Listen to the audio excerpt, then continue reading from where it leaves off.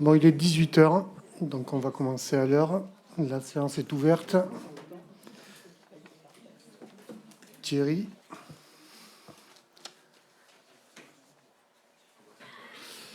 Donc, je vous propose de nommer Thierry Coll comme secrétaire. Pas d'objection. Donc Thierry. Donc, je vais passer au pouvoir. Donc Corentin Darmenté a donné pouvoir à Christine Cassagne. Yves Servetot a donné pouvoir à Marie-France de l'Est. Sandrine Desclopements a donné pouvoir à Élodie Bourrel. Sophie Weber a donné pouvoir à Gilbert Badette, mais elle risque d'arriver en cours de séance. Pierre Constant a donné pouvoir à Guy Ponce. Arnaud Bourdinx a donné pouvoir à Katia Mestoy. Et Michel Perrier a donné pouvoir à Muriel Mas, qui ne va pas tarder. Le quorum est donc atteint, on peut délibérer.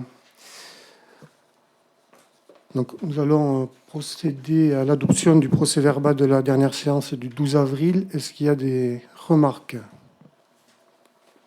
Non. Donc, qui est pour l'adoption? Merci. Donc, par rapport aux décisions qui ont été prises, que j'ai dû prendre entre le précédent conseil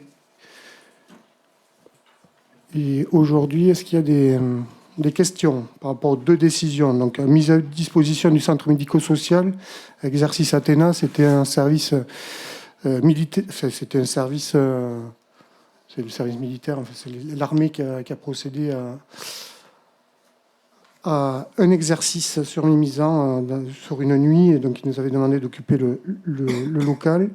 Et après les travaux d'aménagement, donc pour 130 000 euros, TTC, c'est de supplément de toutes les rues de Plage Nord, où je peux annoncer que normalement ce soir, voire demain matin, les travaux seront terminés. Voilà, toutes les rues seront libérées, il n'y aura plus que la signalisation à faire. Et le plan de circulation à revoir et qui sera aussi communiqué. Pas de questions. Donc je vais passer à l'ordre du jour. Et donc je suis heureux de recevoir le maire de Pontinx, vice-président à la communauté de communes, donc Henri-Jean Thébault, et qui va nous parler de l'expérimentation territoire zéro chômeur. Donc juste, moi, je vais deux mots, parce qu'après, il a son exposé. Donc la communauté de communes s'est engagée depuis le 16 décembre sur cette expérimentation, à postuler sur territoire zéro chômeur. Donc je pense qu'il va le dire, ça concerne les personnes privées durablement d'emploi, comme vous l'avez eu dans votre dossier, donc privées de plus d'1 an d'emploi, et résidant depuis au moins 6 mois sur le territoire. Donc la communauté de communes se donne 18 mois pour étayer le dossier et pouvoir déposer le dossier. Et sur la communauté de communes, ça concerne actuellement à peu près 700 personnes. Et vous avez lu le taux de pauvreté aussi sur notre territoire, donc, qui est à 12,7%, qui est supérieur d'1 point par rapport au taux départemental. Voilà, donc bien sûr que j'espère qu'on saura, pour participer et en tout cas appuyer la démarche lancée par la communauté de communes. Et donc Henri-Jean, je te laisse la parole.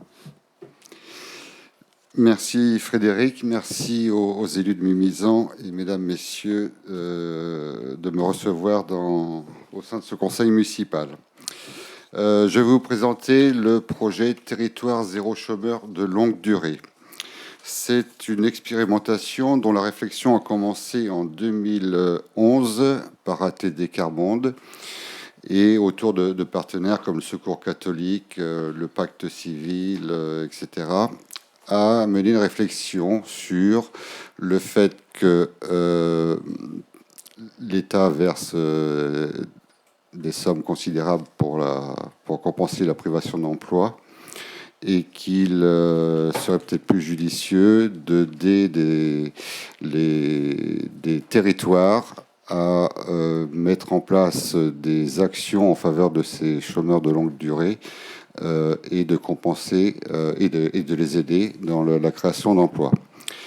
Après de multiples allers-retours sur ce projet, suivant les différents ministres du Travail, la première expérimentation avec 10 collectivités d'environ 10 000 habitants a pu voir le jour en 2017.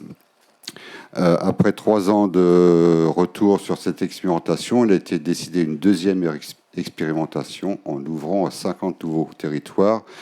Mais les derniers chiffres de ce matin montrent qu'il y en a déjà plus de 100 qui sont prêtes à y aller. Et d'ici la fin de l'année, ils comptent en avoir 50 ou 75 de plus. Donc c'est une expérimentation et un projet qui intéresse beaucoup de collectivités. Ce projet est soutenu par différentes associations, entreprises, fondations, comme vous pouvez le voir voilà, sur le slide derrière moi. Et les fondamentaux de ce projet, il y en a 3. C'est que personne n'est irremplaçable.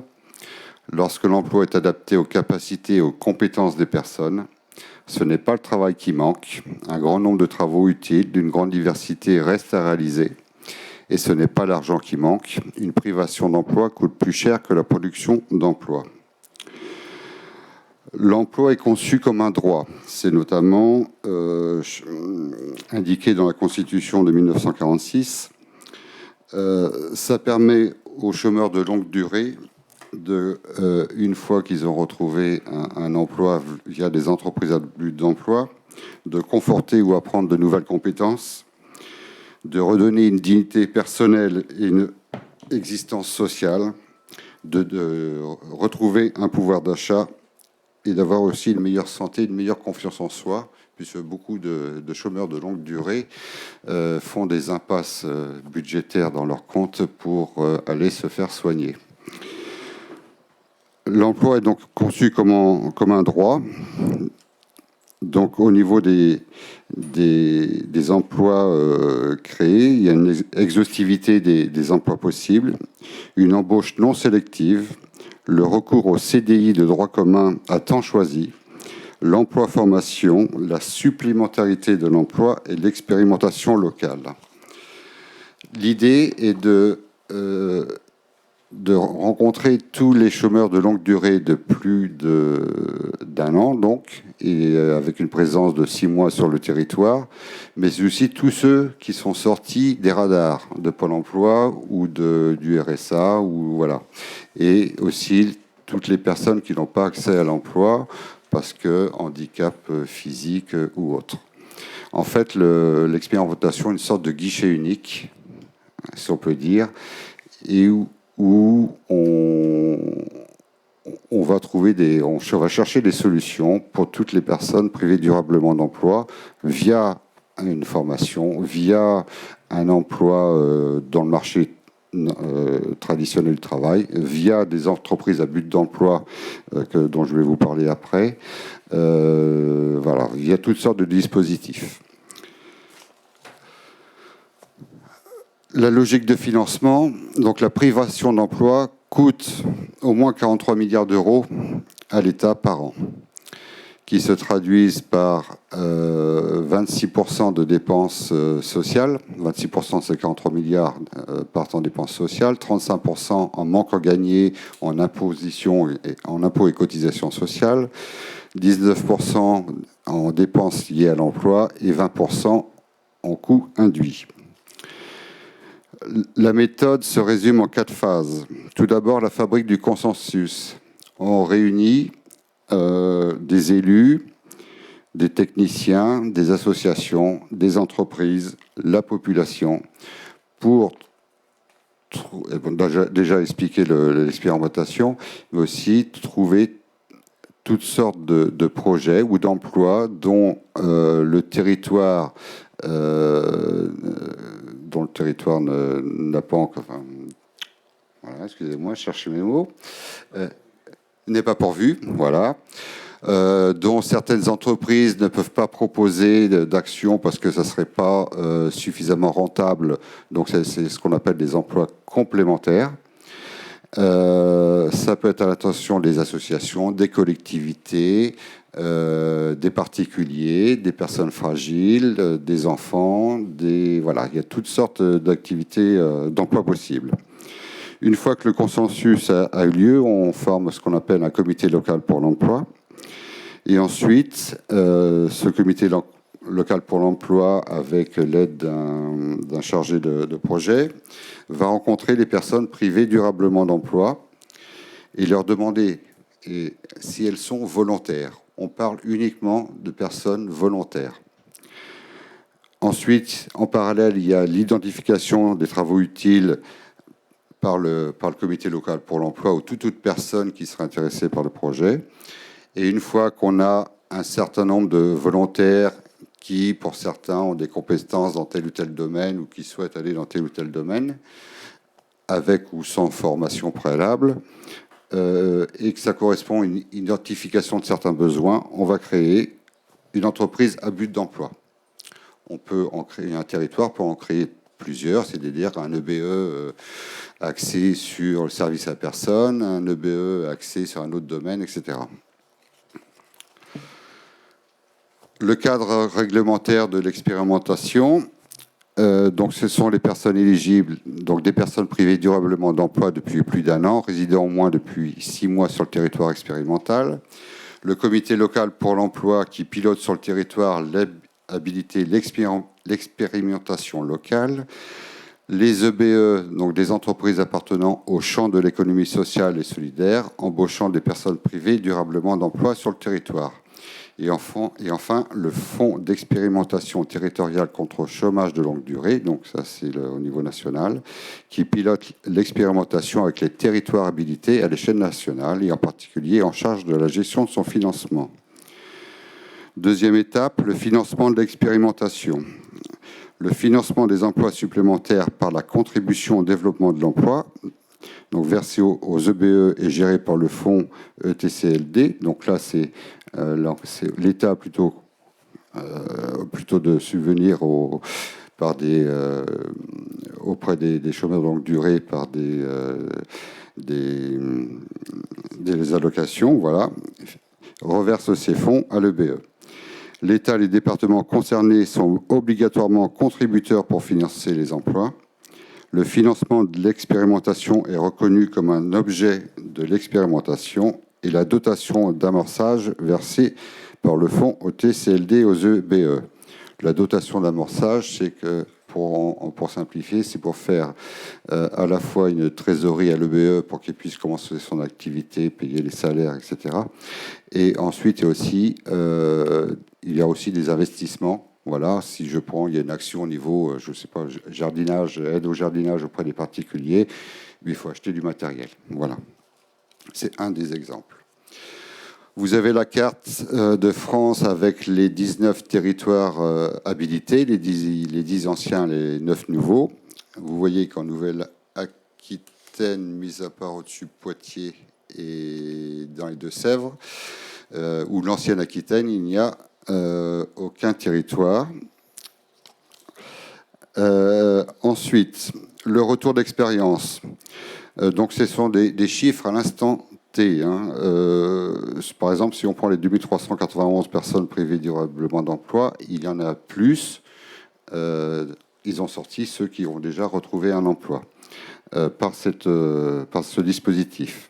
Donc, sur ces 19 territoires, 2391 chômeurs de longue durée, 873 sont au sein des EBE, 459 volontaires qui restent auquel il reste encore un emploi à trouver. Il faut aussi ajouter tous ceux qui ont été réorientés vers des organismes d'insertion, vers des organismes de formation, qui sont sortis de la privation d'emploi. Et il y a ceux aussi qui sont, par exemple, dans les 873, il y a aussi des CDI qui, finalement, suite à l'acquisition de compétences particulières, ont retrouvé un emploi dans le système classique. Donc voilà, en fait, il y a plus de 873 personnes qui sont passées par les EBE, mais certaines sont sorties, soit pour déménager, soit pour retrouver un système classique d'emploi. Les salariés des EBE sont en majorité des femmes, 50% ont moins de 42 ans et la majorité a peu de diplômes. Si les EBE n'existaient pas, 56% de ces salariés auraient trouvé un travail seulement, et un tiers n'aurait qu'un CDI. Voilà. Donc on voit bien là toute la pertinence de l'EBE. Notre territoire, comme le disait Frédéric, compte de 600 à 700 personnes privées d'emploi connues des services. Voilà. Page suivante. Là, vous avez sur cette slide toutes les possibilités.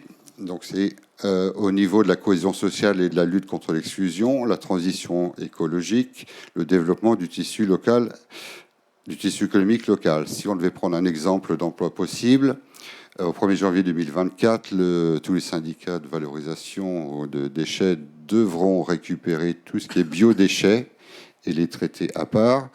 Une solution, et notamment je pense à mise en plage, ça serait de créer un service avec quelques personnes pour aller récupérer en vélo électrique avec une remorque, par exemple. Et on fait un mixte territoire zéro chômeur et TEPOS pour aller récupérer les biodéchets dans les restaurants, dans les campings, etc.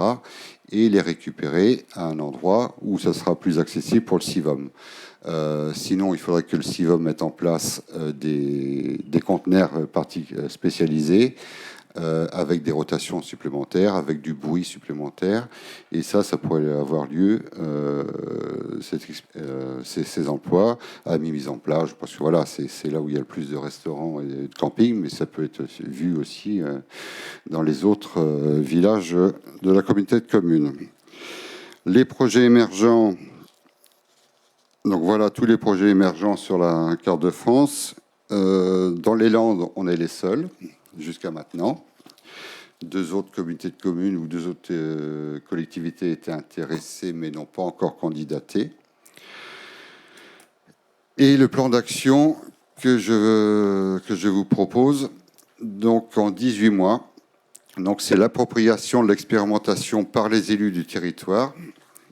Donc c'est pour cela que par commune, il nous faudra, suivant la taille, 1, 2, 3 référents auprès de chaque commune. Donc chaque commune va prendre une délibération d'engagement et nommer des référents communaux qui représenteront la commune au sein du CLÉ, et ils seront le relais du CLÉ dans la commune. Ils animeront les actions de mobilisation des publics et des acteurs sur son territoire avec le chargé de projet. Les seules contributions de la commune, ça sera la salle du forum de temps en temps pour faire des réunions publiques. Ça sera de la communication auprès de la population. Donc en numéro 1, il y a l'animation et la communication, mobiliser et organiser le consensus sur le territoire, le recrutement d'un chargé de projet au sein du service économie, mobilisation des personnes privées durablement d'emploi et des partenaires, la fabrique du consensus et la création du comité local pour l'emploi à constituer avant l'été, si possible. Ensuite, la production d'emplois supplémentaires sur le territoire, ça va être rechercher les emplois non concurrentiels ou complémentaires, si, là encore, une activité n'est pas pourvue par des entreprises par manque de rentabilité. Et enfin, la création de l'association de préfiguration à l'entreprise à but d'emploi. Au niveau des acteurs sur le terrain, donc il y a les élus, les associations qu'on a tous dans nos communes, mais aussi Pôle emploi, la Cap emploi, la mission locale, les chambres consulaires, le département, les associations à but social et économique, en fait toutes les bonnes volontés qui voudront se réunir autour de ce projet. Au niveau des institutionnels, donc il y a le département qui apporte un soutien politique et technique, une participation au financement de l'animation et des emplois de l'EBE. La région, avec un soutien politique et technique également, une participation au financement de l'animation et des formations nécessaires aux salariés. On réalisera une sollicitation de l'Europe et on fera appel au mécénat financement privé. En conclusion, c'est un projet qui est important, qui va demander aux élus du temps, de la pugnacité, de la volonté, un pouvoir d'emmener avec eux toutes les bonnes volontés. Et c'est un projet, enfin aussi, qui peut répondre à notre territoire. Donc il y a 600, 700 chômeurs de longue durée. Mais ça peut apporter des réponses à beaucoup de personnes qui se sentent déphasées au niveau social. Et c'est aussi une réponse, pour conclusion, au scrutin inquiétant de la dernière présidentielle sur notre territoire. Voilà ce que je voulais dire. Je vous remercie. Si vous avez des questions, n'hésitez pas. Merci Henri-Jean pour l'exposé. Donc je pense que ça suscite quelques questions, interrogations. Donc vous avez possibilité de poser des questions. Personne ne veut intervenir sur un projet de cette nature, Xavier? Oui, enfin, moi simplement pour... je ne vais pas redire tout ce que vient de très bien expliquer Henri-Jean. Hein, on a voulu s'inscrire dans ce projet d'expérimentation nationale, hein, parce qu'on en est à la deuxième phase d'expérimentation au niveau national, comme il a été expliqué. C'est bien parce que les 10 premiers territoires ont démontré toute la pertinence de la mise en œuvre de ces territoires zéro chômeur de longue durée que l'Assemblée nationale l'a renouvelé. Et je pense qu'on est dans des territoires quand même. Alors on n'a pas toujours conscience parce qu'on est à la fois, l'histoire fait qu'on est un territoire à la fois industriel et touristique. Mais on constate, analyse de besoins sociaux après analyse de besoins sociaux, qu'on a un territoire où il y a quand même de très fortes disparités au sein de la population, avec des personnes très défavorisées et beaucoup de personnes qui sont très éloignées de l'emploi. Et les chiffres qui ont été évoqués en témoignent. Donc je pense que cette volonté, il va falloir la traduire dans les faits. C'est comme l'a expliqué Henri-Jean Thébault, ça va être beaucoup de travail, beaucoup d'investissement, beaucoup de travail collaboratif avec l'ensemble des intervenants, parce que dans le domaine de l'emploi, de l'insertion, il y a quand même beaucoup d'intervenants qui apportent chacun et leur expérience et leurs compétences et leurs informations. Parce que le plus difficile, parfois, c'est d'identifier toutes ces personnes. Parce qu'il y a des personnes qui sont dans les circuits, il y a d'autres personnes qui ne sont plus du tout dans les radars. Et il va falloir essayer de les chercher, et il va falloir essayer de les mobiliser et qu'elles puissent faire état de toutes leurs compétences. Parce que l'idée, c'est bien d'utiliser leurs compétences pour pouvoir exercer demain des emplois d'utilité sociale.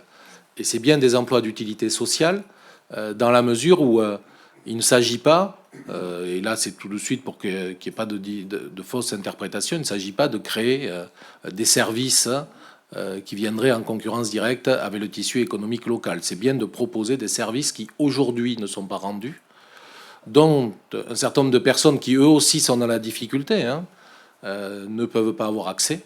Et donc c'est bien quelque part à la fois trouver une réponse à des personnes qui sont sans emploi et aussi trouver une réponse à des personnes qui ont besoin de services et qui ne peuvent pas en bénéficier faute de moyens aussi financiers. Donc, et après des besoins qui ne peuvent pas être mis en œuvre par la collectivité, qui pourront peut-être l'être mis en place. Tout à l'heure, il y a eu des illustrations qui ont été faites. Alors là, moi, simplement pour dire que le département, lui, dès l'année 2022, dans la mesure où il y a un territoire qui s'est porté candidat à cette expérimentation nationale, a donc débloqué des crédits pour pouvoir les soutenir. Ça, c'est une chose. On va donc en ingénierie, parce que ce qui est important là, c'est toute l'ingénierie qui va nous permettre, dans les 18 mois qui viennent, de pouvoir déposer notre candidature et se donner toutes les chances d'être retenu, parce que là aujourd'hui c'est tout le travail qui s'ouvre pour être retenu. On n'a pas l'assurance d'être retenu, c'est comme l'a expliqué Henri-Jean, il risque d'y avoir beaucoup de candidats et peut-être peu d'élus. Donc ça, c'est donc on va accompagner l'ingénierie qui va être mise en place au niveau de la communauté de communes, au niveau du département, et après, comme ça a été dit, tous les emplois qui vont être créés à travers cette ou ces entreprises à but d'emploi, la loi prévoit que les départements financent obligatoirement tous les emplois. Alors à hauteur à peu près de 15% de ce que coûte chacun des emplois. Donc là, le département devra mobiliser des moyens supplémentaires pour pouvoir financer donc tous ces emplois. Alors on pourrait penser qu'il n'y a que ceux qui sont ressortissants du revenu de solidarité active, qui sont les ressortissants du département, mais non. Tous les emplois, c'est-à-dire toutes les personnes, même si ceux qui ne sont pas bénéficiaires du RSA aujourd'hui et qui rentrent dans ce dispositif, bénéficieront donc du financement du département qui sera dans le tour de table financier, à côté bien sûr de l'État. Donc je pense que là, c'est vraiment un projet fédérateur, mobilisateur et enthousiasmant pour les années qui viennent, parce que quelque part, ça pourrait permettre à beaucoup de personnes aujourd'hui, dans la grande précarité, de pouvoir se redonner un avenir, quoi. Et c'est ça qui est, je pense, le plus important. Merci. David? Oui, moi je pense que c'est un projet très très très intéressant qui vient compléter déjà tous les dispositifs qui pouvaient exister, avec deux grosses différences à mon sens. C'est que on va écouter les gens, on va aller à leur rencontre, on va leur demander ce qu'ils veulent faire et on va surtout leur proposer un CDI. Quelque chose qui, si je ne me trompe pas, n'existe pas à l'heure actuelle. Et je pense que proposer un CDI, c'est au départ déjà rendre une certaine dignité à ces personnes qui sont malheureusement très éloignées socialement et de tout.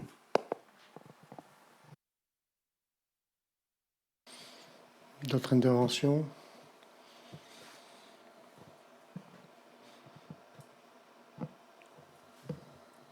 Oui, Daniel, tu veux? Oui, moi je pense que ça répond parfaitement aux besoins du territoire. Il faut savoir qu'actuellement, des CDI, c'est quelque chose de rare. Il y a un peu plus de 10% actuellement des offres qui passent par Pôle emploi qui sont des CDI, un peu plus de 15% qui sont des CDD de plus de 6 mois, donc la précarité, elle est un peu généralisée.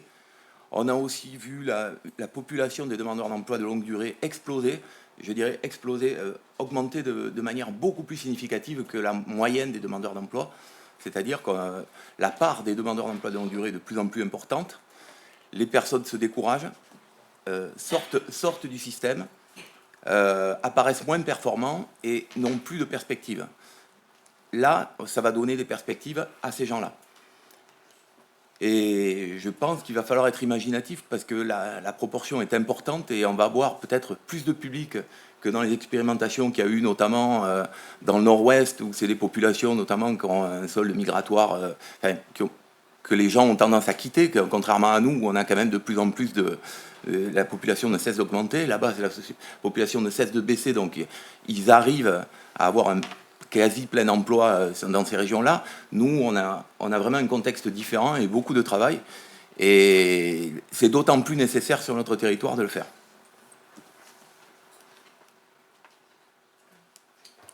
Merci Daniel. D'autres interventions? Donc on ne peut pas rester inactif, on a une opportunité avec cette expérimentation. Donc on n'est pas encore au bout parce qu'il y a des portes, il y a des étapes à franchir. On en a franchi une, mais il en reste d'autres.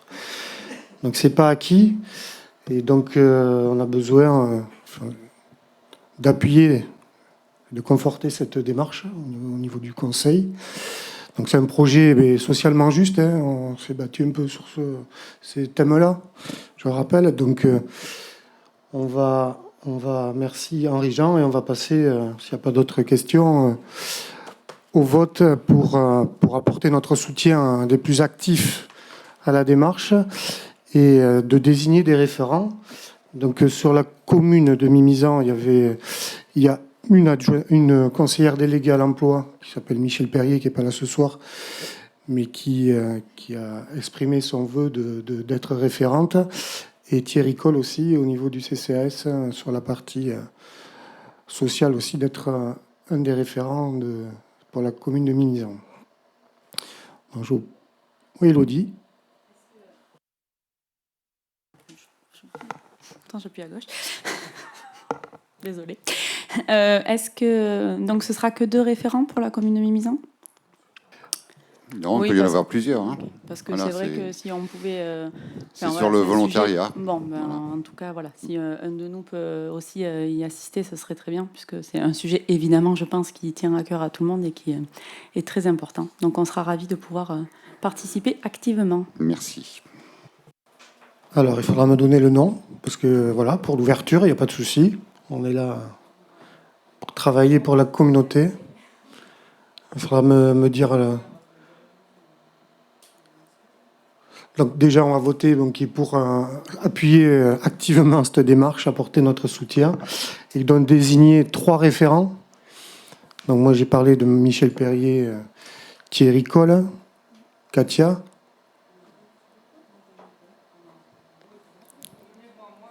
Katia Mestoy.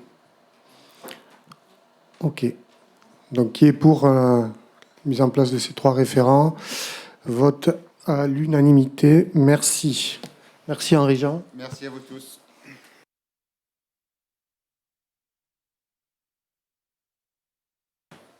Donc, on va passer au point 2, donc la subvention aux associations. Et je laisse la parole à Annabelle Olasque. Merci. Lors du vote du budget principal de la ville de Mimizan le 12 avril 2022, le conseil municipal a décidé de conserver le montant de l'enveloppe des subventions dédiées aux associations, identique à celle de l'année précédente, à hauteur de 155 000 € pour l'année 2022. La commission association réunie le mercredi 30 mars 2022 a étudié les demandes de subventions selon un nouveau règlement d'attribution des subventions adopté en conseil municipal en date du 29 juillet 2021, à savoir la nature de l'activité de l'association en lien avec l'action communale, le nombre total d'adhérents et de bénéficiaires, la typologie du public accueilli, la politique sociale menée par l'association, l'impact des actions de l'association sur la vie locale, le rayonnement de l'association, les actions de développement durable menées par l'association, la coopération avec les autres acteurs du territoire, le budget de l'association, la subvention ne peut dépasser 25% du budget, l'encadrement, la recherche de financement auprès d'autres prestataires. L'ensemble des membres présents a validé les montants qui vous sont proposés ce soir. Vous avez le document en annexe 1. Concernant ce document, et compte tenu d'éléments nouveaux qui sont parvenus en mairie, il vous est proposé d'enlever du tableau la somme de 1 000 € au niveau de l'aide exceptionnelle pour la SEM. Il est proposé au conseil municipal d'attribuer les subventions aux associations pour un montant de 131 350 €, tel que cela figure dans le tableau annexé, d'inscrire au budget de la commune les crédits nécessaires au paiement de ces subventions, d'autoriser monsieur le maire à procéder au mandatement de ces subventions. Merci. Est-ce qu'il y a des questions? Non.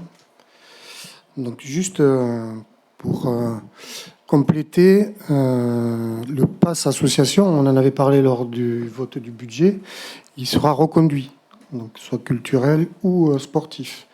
Donc il est bien intégré au budget 2022. Voilà, c'était une précision. Donc là, je vous propose de passer au vote. Donc qui est pour ces subventions? Vote à l'unanimité, merci. Point 3, donc ça concerne les classes de neige et les aides. Christine Cassagne. Donc, conformément à la délibération du 9 novembre 2017 fixant les règles de participation de la commune dans le cadre des classes de neige et de découverte, donc participation pour les enfants et transport en bus, considérant l'organisation de classes de neige en 2022 pour les écoles élémentaires du Bourg du 20 mars 2022 au 25 mars 2022 et de Bel-Air du 28 mars 2022 au 1er avril 2022, il est proposé au conseil municipal de fixer comme suit les montants de participation de la commune. Donc pour l'école du Bourg, le prix du transport est de 1 390 €. Pour le prix du séjour, donc 50% du séjour correspond à 5 236,80 €. Donc un acompte avait été déjà versé de 4 752 €. Donc il reste à payer à l'école du Bourg 484,80 €. Et concernant l'école de Bel-Air, le prix du transport est de 1 500 € et le solde 50% du séjour, classe effectuée sans acompte. Donc il reste à payer à l'école de Bel-Air 7 355,50 € et d'inscrire les crédits nécessaires au budget de la commune. sachant que la collectivité prend en charge le bus à hauteur de 1 500 € pour les classes de découverte et de neige, et prend en charge aussi 50% du prix du séjour par enfant. Merci. Est-ce qu'il y a des questions? Non. Donc, qui est pour cette participation de la collectivité? Vote à l'unanimité. Merci. Donc, tarif pour les expositions par des associations mimisanaises. Annabelle? Afin d'aider à la reprise des associations mimisanaises dont les activités ont été stoppées par la pandémie, il vous est proposé de leur faire bénéficier de la gratuité de la salle mise à leur disposition lorsqu'elles organisent une exposition, hormis les cas où leurs expositions ont un caractère lucratif. Cette mesure est proposée sur l'année 2022, sachant qu'une étude globale de la politique tarifaire sera engagée en cours d'année. Il est proposé au conseil municipal de mettre gratuitement à disposition des associations mimisanaises les salles pour l'organisation de leurs expositions, hormis les cas où leurs expositions ont un caractère lucratif, de prendre acte qu'une étude globale sur la politique tarifaire sera menée sur l'année 2022. Merci. Est-ce qu'il y a des questions par rapport à cette gratuité des salles aux associations? Non. Donc je vous propose qui est pour la gratuité des salles. Vote à l'unanimité, merci. Donc on va parler à la SIC du Born, donc la Société coopérative d'intérêt collectif. Je laisse la parole à Yvan. Oui, donc pour information, la coopérative du Born va lancer les travaux de sa construction de légumerie en septembre prochain. Le permis de construire a été accordé aujourd'hui même, afin de favoriser les circuits courts sur le pays de Landes Nature Côte d'Argent. Pour piloter le projet et en assurer une gestion démocratique, l'association actuelle de la coopérative du Born a choisi de faire porter l'initiative juridiquement par une société coopérative d'intérêt collectif, une SIC, qui sera composée de 5 collèges, celui des agriculteurs, des collectivités, des citoyens, des associations et des salariés de cette SIC.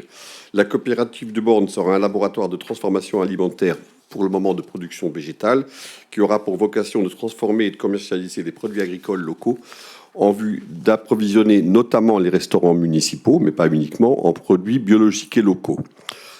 À noter qu'à ce jour, la cuisine centrale bénéficie de ces prestations dans un cadre expérimental.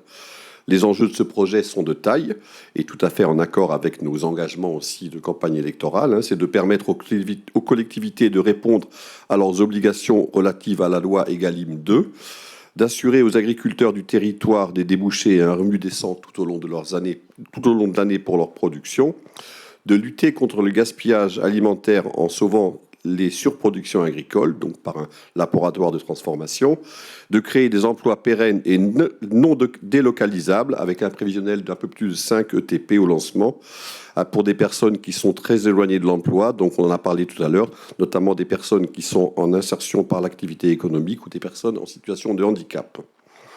La commune de Mimizan a montré sa volonté de répondre à ces enjeux dans ses axes politiques et d'accélérer la transition alimentaire sur son territoire. La coopérative du Born sollicite la commune de Mimizan afin de rejoindre cette organisation en tant que coopérateur fondateur. Pour devenir coopérateur, il est nécessaire de prendre le nombre de parts sociales correspondant à sa catégorie. La part sociale est fixée à 50 €. La commune de Mimizan, en fonction de son nombre d'habitants, devrait s'acquitter de 50 parts, soit 2 500 €, pour prétendre au sociétariat de la coopérative du Born. Une part sociale n'est ni une adhésion ni une subvention, elle est un apport au capital de la SIC et est à ce titre récupérable. La commune aurait de ce fait le droit de vote à équité avec tous les autres coopérateurs, selon le principe de coopérative un homme égale une voix, et la participation aux décisions de la structure. Pour les devoirs, ce sont les mêmes que ceux des membres actifs dans une association, la participation effective à la gouvernance, prendre les grandes décisions en commun une fois par trimestre dans le conseil coopératif. Donc vous avez vu dans les pièces annexes les statuts de la SIC, ainsi que le compte des résultats prévisionnels. Et avant de voter, je peux répondre à des questions s'il y a des personnes, avant de passer au vote, pardon, pour répondre à quelques questions. Juste dire aussi que par rapport, il y avait une volonté de souscription d'un minimum de 8 000 €. J'ai appelé tout à l'heure Lucie Ouvrard, donc la chargée de mission de ce projet. On en est à 11 000 €. Donc, qui serait réparti donc, entre les différents collèges, donc principalement les collectivités, à environ 35% de ces 11 000 €, les citoyens, donc, qui ont bien répondu aussi, et les associations. Donc, pour le moment, les agriculteurs ont répondu, mais comme ils ont une souscription à 200 €, ça ne fait pas un fort montant, mais ils sont aussi en partie répondus. Et les salariés, pour le moment, n'étant pas encore embauchés par la SIC, voilà, le 5e collège n'est pas encore présent. Mais sinon, il y a déjà un objectif qui est atteint, mais pour autant, s'il était dépassé, donc la souscription est ouverte à tous, citoyens du territoire, qui voudraient donc s'associer à cette démarche-là de production locale sur le territoire, donc en l'occurrence du Pays de Landes Nature Côte d'Argent. Merci Yvan. Est-ce qu'il y a des questions? Oui, Élodie. Oui, du coup, sur notre territoire, on sait s'il y a déjà des agriculteurs qui ont répondu, enfin, sur Mimizan et alentour. On peut trouver la liste des agriculteurs qui seront... Alors, l'Assemblée, en fait, à ce jour, il y a une association de préfiguration à laquelle adhèrent des agriculteurs de Mimizan, en l'occurrence Bénico et la personne qui a repris mon exploitation. L'Assemblée constitutive, elle aura lieu, puisqu'on transforme une association de préfiguration qui existe en SIC. L'Assemblée, elle aura lieu le 6 juin, donc le lundi de Pentecôte à 18h30. Et là, donc, pourront apporter les personnes pourront manifester leur engagement. Voilà, et il est prévisible que les agriculteurs que j'ai cités et d'autres adhéreront à cette SIC. Voilà. Et effectivement, après, dans la mesure où ça sera une structure coopérative, il y aura une transparence totale sur les adhérents, quels que soient les collèges. Et pour les 3 communes qui, pour le moment, ont répondu favorablement, enfin, ou sont en train, j'espère qu'on va voter oui, il y a Mimizan, donc Saint-Julien-en-Born et Mésos, qui répondent avec des montants différents en fonction des tranches de population. Ok, et du coup, donc là, c'est les 3 territoires aujourd'hui. On sait qu'il y a beaucoup d'agriculteurs qui sont aussi sur le... à Escourse, etc. Est-ce que du coup ils vont être intégrés? Est-ce qu'il y a quelque chose de ce côté-là? Oui, enfin, il y a les agriculteurs, enfin, y compris même plus loin, parce que la SIC pourra faire adhérer des producteurs, elle en aura sûrement besoin, et comme tu le dis, d'Escourse, mais même éventuellement de Solferino, même s'ils ne sont pas dans le territoire du Pays de Landes Nature Côte d'Argent, il y a la définition des circuits courts, elle peut intégrer jusqu'à 50 km par rapport donc au territoire considéré qui est celui du pays LNCA.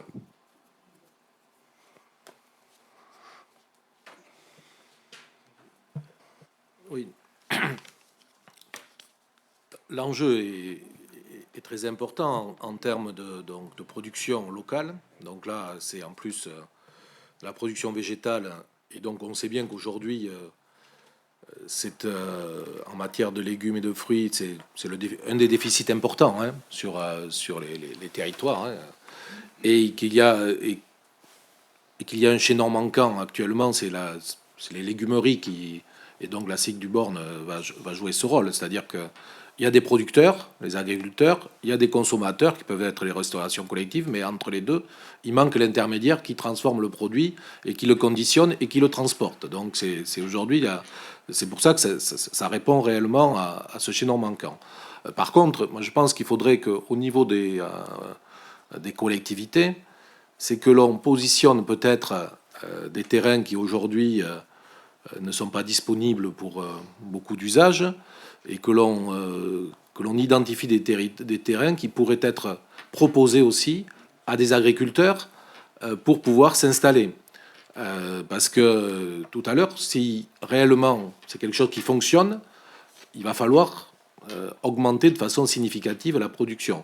Et ce qui est dommage, c'est que on a donc sur les territoires de Mimizan, sur une propriété d'Yvan, un dispositif qui s'appelle Étal 40, c'est-à-dire qui permet d'incuber des agriculteurs pour pouvoir, sur une durée de 3 ans, permettre à créer leur marché et de valider les productions, et que ces personnes qui, au terme de leurs 3 ans, elles sont parties à Rengos, quoi. Voilà. Et que, faute d'avoir trouvé localement des terrains pour pouvoir s'implanter. Donc, il faudrait éviter ce genre d'accro, on va dire. Oui, je ne peux que valider tes propos, Xavier. Effectivement, le départ des personnes qui ont été accueillies pendant 2 ans donc sur l'espace test et qui ont montré qu'ils étaient en capacité de mener une exploitation maraîchère, de ne pas trouver de terrain sur le territoire de la communauté de communes est une déception, si ce n'est un échec, mais qui doit nous orienter à mener cette recherche de foncier agricole qui peut se trouver. Donc on avait commencé à rechercher On l'avait évoqué sur l'ancien parc à bois, mais malheureusement, l'usage qui a été fait a rendu ces sols inaptes à une exploitation agricole. Pour autant, voilà, je pense qu'on devrait, avec la SAFER, hein, dont c'est aussi le rôle, essayer d'identifier certaines terres qui sont soit non exploitées, soit qui le sont, mais qui pourraient être valorisées comme ça. Et donc, je pense que c'est un objectif qu'il faut que nous fixions les uns et les autres. Tout à fait. Il y a l'outil de la SAFER et ils ont des outils qu'ils peuvent mettre à disposition. Sachant que c'est vrai que c'est un peu un constat d'échec, là, le départ des maraîchers, parce qu'ils avaient créé leur circuit et tout ça, ils sont obligés de tout recommencer à Rangos, quoi. C'est un peu... Par contre, ils adhèrent à voilà, la il reste adhérent, donc c'est Yann Lecomte et Pauline Pellegrini font partie des adhérents qui ont déjà souscrit, eux, une part à la SIG du Born.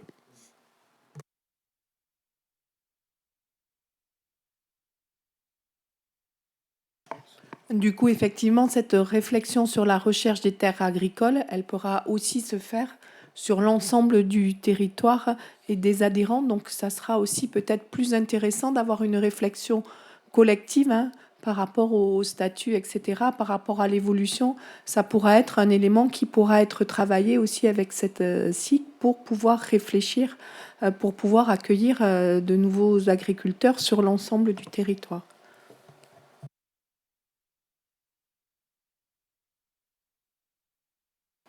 D'autres interventions? Non. Donc c'est quand même un outil indispensable pour la restauration collective, de pouvoir transformer les légumes. Voilà, parce que dans les cantines, on a besoin des légumes déjà prêts, découpés et lavés. Voilà. Et donc ça pourra servir notre restauration collective.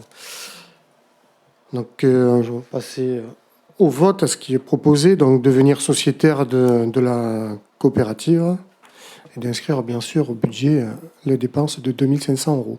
Donc qui est pour l'adhésion? Vote à l'unanimité, merci. Donc on va passer au personnel. Florence, oui?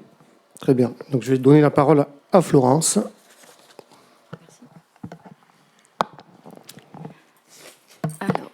La gestion des personnels d'une collectivité locale peut, sur certaines questions et dans le cadre du dialogue social, être soumise à l'avis d'instances représentatives du personnel, lesquelles font l'objet d'une réforme introduite par la loi du 6 août 2019 de transformation de la fonction publique. Actuellement, la commune de Mimizan possède deux instances consultatives propres à la collectivité, un comité technique et un comité d'hygiène et de sécurité et des conditions de travail, créé suite aux élections professionnelles de 2014. Une nouvelle instance de dialogue social va être créée, c'est le comité social territorial.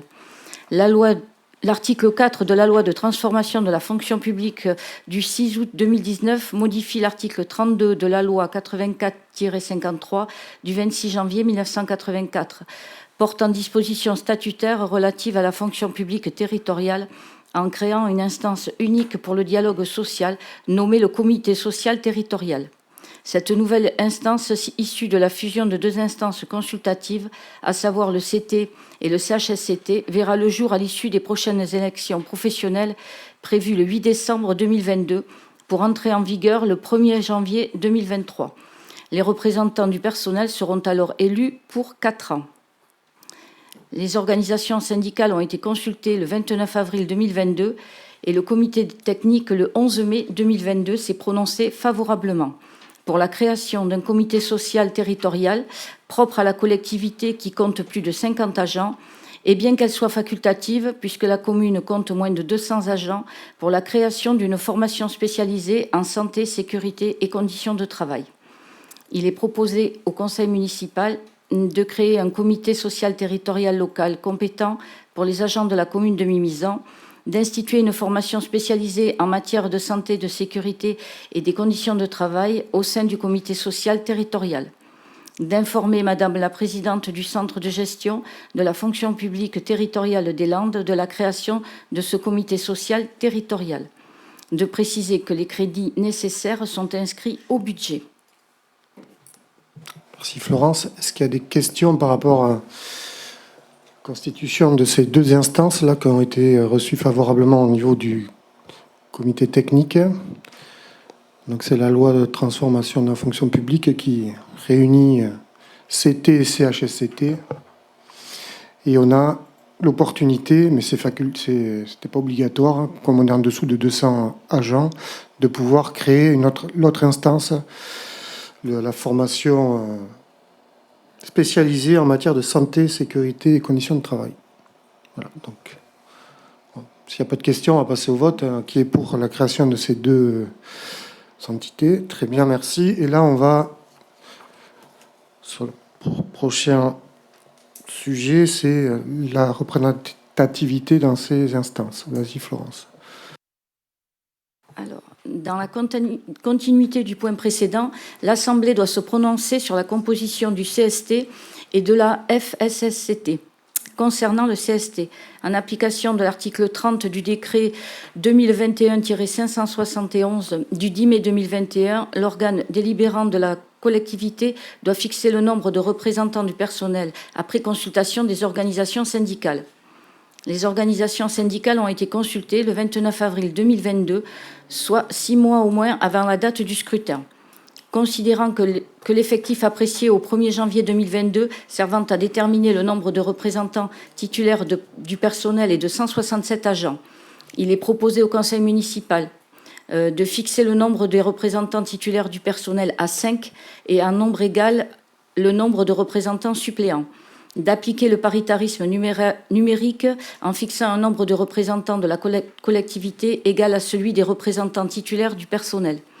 Ce nombre est donc fixé à 5 pour les représentants titulaires de la collectivité et en nombre égal le nombre de représentants suppléants, de recueillir l'avis des représentants de la collectivité.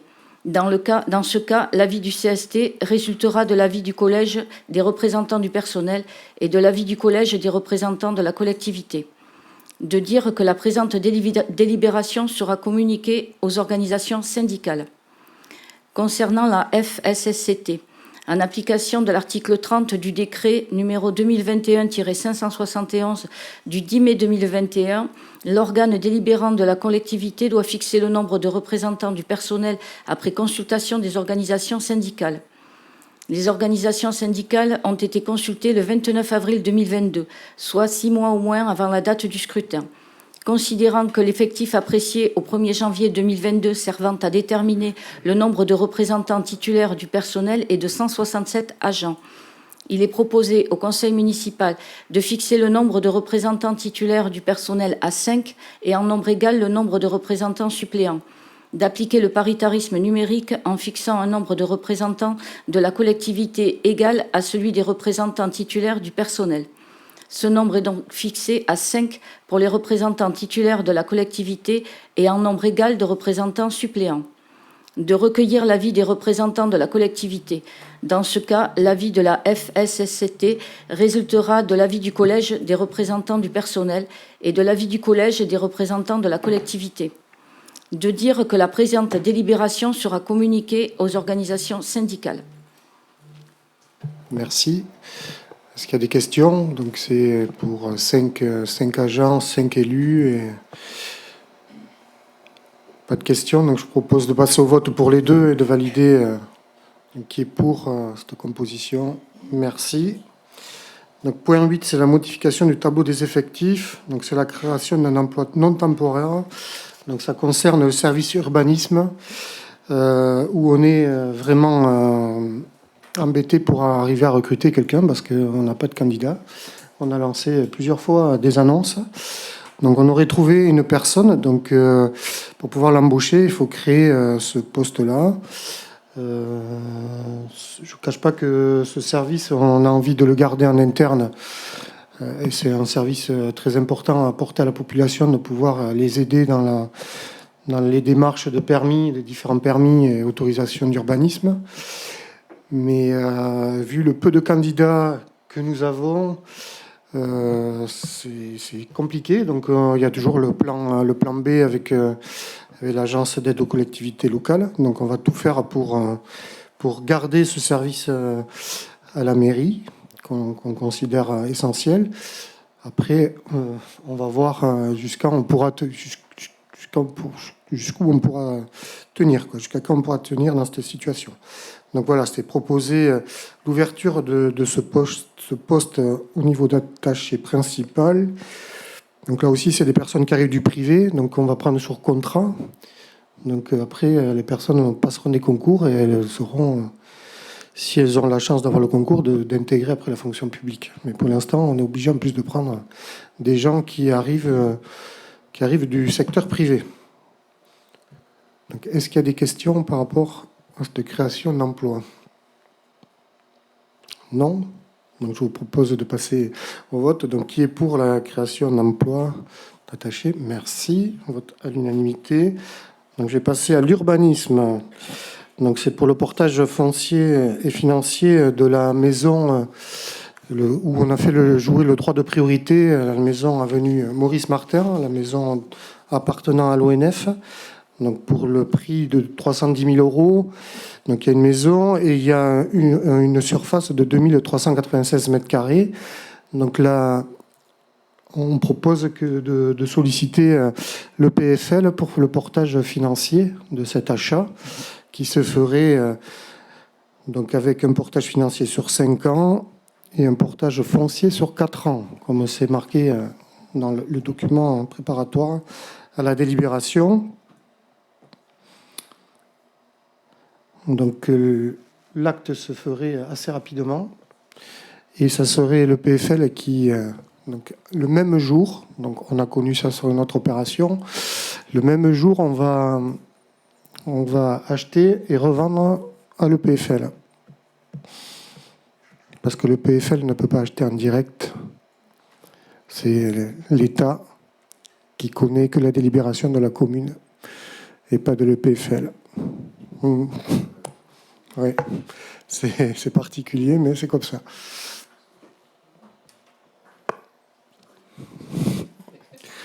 Donc, oui, il y a un EPFL, établissement public foncier des Landes, hollandais.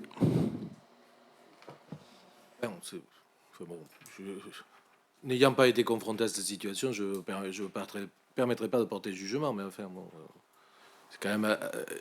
je veux dire, les principaux établissements publics fonciers en France sont mis en place par l'État. Il en reste quelques-uns, dont celui du département des Landes, parce qu'il a été créé bien avant ceux qui ont été créés au niveau de la Nouvelle-Aquitaine par l'État, parce que là, ils viennent d'être créés récemment. Donc c'est pour ça qu'il préexiste. Donc l'État, quand il s'achète des biens à lui-même, je pense quand même que il doit connaître l'établissement public foncier. Enfin, je trouve ça assez surréaliste. Je vous le dis comme je le pense. Après, bon, c'est pas très grave. Le portage, il se fera. Mais je veux dire que ça soit le PFL qui ne puisse pas, parce que quand c'est un privé, c'est le PFL qui achète directement auprès du privé. Quand c'est l'Office national des forêts, quand même, je vois pas pourquoi. Bon, enfin, on va pas épiloguer. Là, j'ai vu aussi que dans le rapport, vous évoquez la destination, c'est-à-dire que il est évoqué de faire du logement social. Le fonds de minoration, pour que vous sachiez exactement, le fonds de minoration, il est abondé par le département. C'est le département qui paye. Le PFL, lui, en fait, sert uniquement, il porte pendant 5 ans, mais il ne supporte aucun...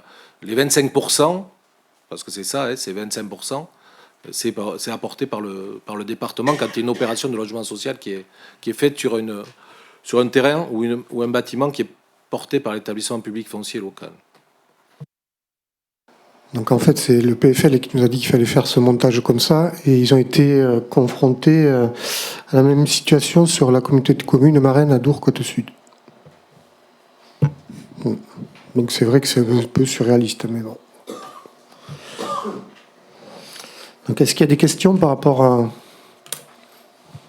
à ce portage par le PFL qui va acquérir à la place de la commune? Non? Donc je vous propose de passer au vote, donc qui est pour ce qui est présenté.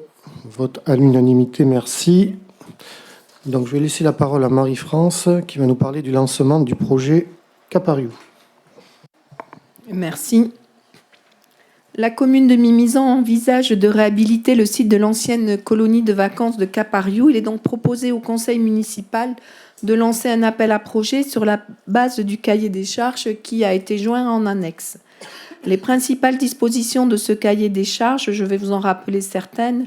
Donc, je ne reviendrai pas sur les parcelles, puisque vous saviez qu'il y a 3 bâtiments, une longère en bois, un bâtiment incendié à moitié détruit, et de l'autre côté du chemin de randonnée du Tour du Lac, une maison 4 pans. Donc, le contexte réglementaire et environnemental, donc c'est une zone NTL naturelle et à vocation touristique classée au PLU.